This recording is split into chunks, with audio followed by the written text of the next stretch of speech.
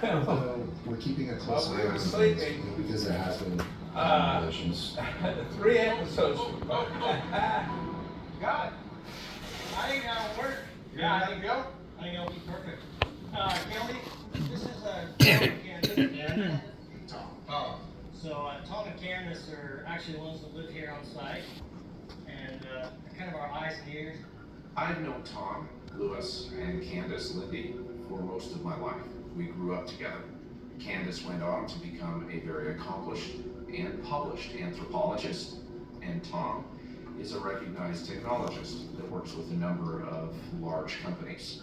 So this summer, we're gonna have Tom and Candace helping monitor the behavior of the cows, which is gonna be nice. They're here on the ranch, and they're gonna be able to keep much closer track on exactly what these cattle are doing.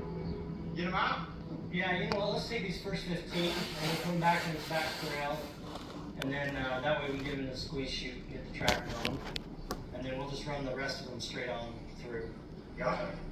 One of you guys wanna make sure that gate's open that far back Got it. corral?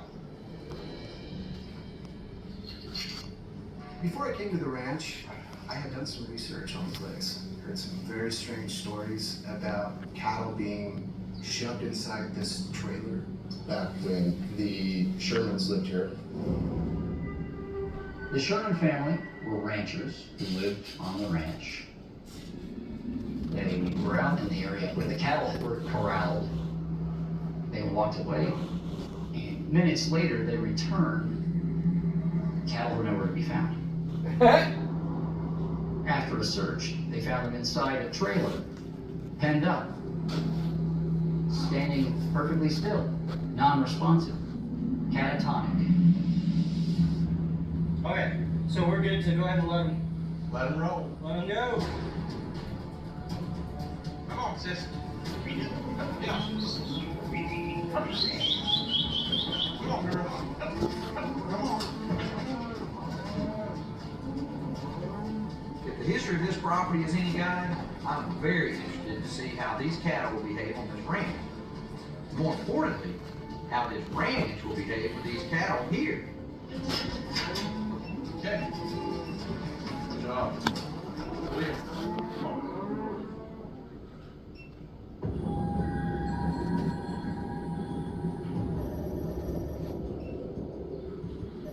They were all good. Just need rockets. It's gonna be interesting. Be awesome. Last week, after we determined that some kind of intense RF radiation is coming from about a mile above the range, All right, are you guys ready? Yep, Here we go. the team and I devised an experiment where we sent up a weather balloon outfitted with a tri-field meter and a GPS tracker to try and identify the source. Well, that is perfect. I say we pack up and go back and try and track it on the internet. But suddenly, just when it reached the target area, the balloon stopped transmitting data. The whole thing just seemed to disappear. Did you bring us our rockets? Yes, we did. So now, we're gonna try to repeat the experiment, but this time using rockets. Guys, I want y'all to meet Miss Caitlin Russell. So she's a rocket builder extraordinaire, so I got her to help us out. Well, welcome to Skinwalker Ranch. Thanks. Caitlin is one of the interns who works with me at the University of Alabama in Huntsville. She's been studying aerospace engineering and rocketry, so I thought she'd be helpful working with us on this experiment. So I'm really fascinated to see what you guys are using and how we're fitting this stuff inside. That's gonna be cool. Yeah, so I'm thinking we're gonna have an SDR in one, maybe a spectrum analyzer, or maybe a gamma ray detector. That sound good to y'all? I love rockets. Yeah. Let's do it. All right, let's unload this stuff and get it over there. Just grab something and here we'll bucket brigade. No, we'll take that. Why don't you go ahead and lay out the motors? Jim said he's gonna wanna use my phone for something. Hey guys, all the cows just happened to come and look. Isn't it the craziest thing? They wanted to see the rocket launch too. Explain to me how you've got this set up. So we have spectrum analyzers which read electromagnetic energy and reports it back in what we call a spectrum. And the way it works is that you hook up a phone to it, you run a special app, you put in the nose code and pray that it comes back, and you take that reading. Cool. The data on the spectrum analyzer will be recorded directly into a cell phone. And if our earlier data is correct, it'll show that the higher the rocket travels, the more intense the RF radiation levels will become. Right? There. to go? We're ready to go. Let's do it. Look at that windsock, see it's changed any. It's coming from the south. Gives a little more angle. When I first came here to Skinwalker Ranch, I found that some of the members of the team had been so spooked by all the strange things going on here, they were really reluctant to do any experiments that might trigger some kind of negative energy. I have to say, no digging. Like my grandmother used to always say, a hornet's nest isn't interesting until you poke it with a stick. Okay, well, what kind of hornets were you dealing with? Alright, we're on here.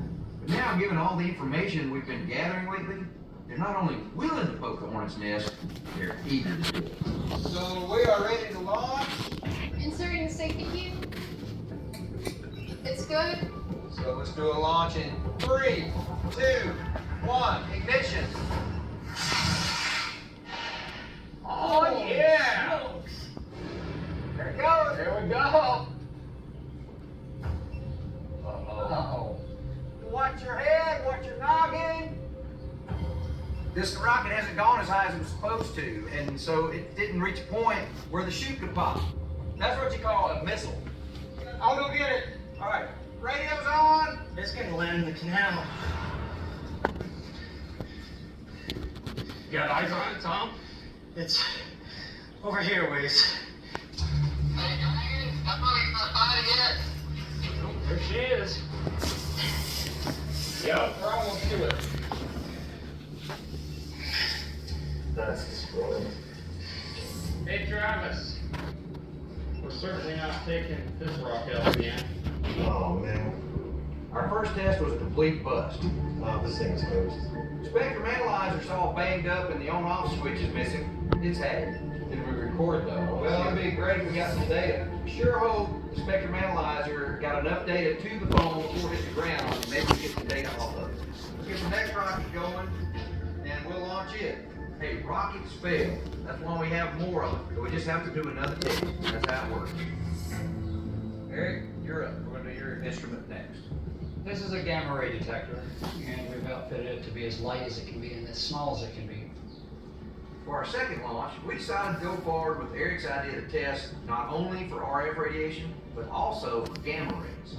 After RF, there's infrared, visible, ultraviolet, and finally gamma rays. Now, gamma radiation is very dangerous to humans, so if the test comes back positive, it could mean we're all in real danger just being out here on Skinwalker Ranch.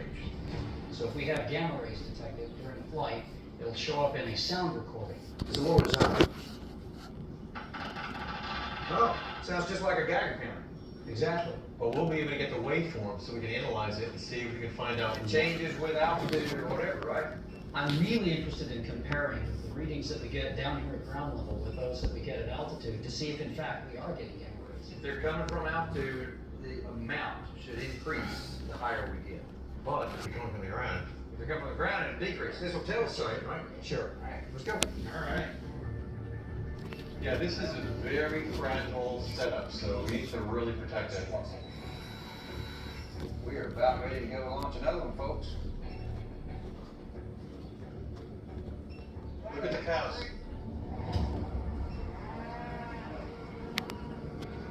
That's the strangest thing. Just before we started to fire the rockets, the cows are acting very strangely. They were running across the field, grouping together, fighting. Crazy.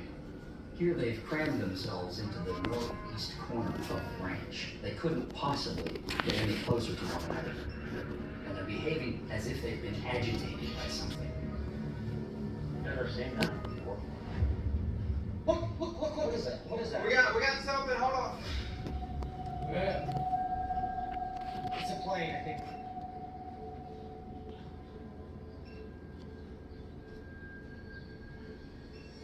No, that's not a plane. No, that wasn't a plane. That's, We'd still see if it was a plane. that's something Is different. that not crazy? You see it? Yeah, that's not a plane. That's what I thought. Let's get this Wow. launch ready to go. Okay, we're hot with the battery. All right, Caleb, it's all you. Just good. Look, what is that? What is that? We got something, hold on. Oh, that's what you saw? It's a plane, I think. But it wasn't that It's gone. Yeah, that's not a plane. We'd still see if it was a plane. It's gone. Yes, I saw it. It's gone. Did y'all see I that? saw it, finally. You finally saw it. Yeah, I saw it. What the hell was that? I don't know what that was, but it wasn't an airplane, and it wasn't something that would be easily explained away. It was this really, really bright, translucent ball, and then it's just disappeared into a single point, like it vanished off into the sky or something. What the hell was that? It was a bright. Caleb, did you see that? The guys want to stand around and keep looking for these UFOs popping up in the sky. But I'm telling them, look, if it's happening now, we need to get the instruments in the sky so we can really measure what's going on. All right, well, let's launch and see what happens. 3, 2, 1, ignition. Oh, yeah!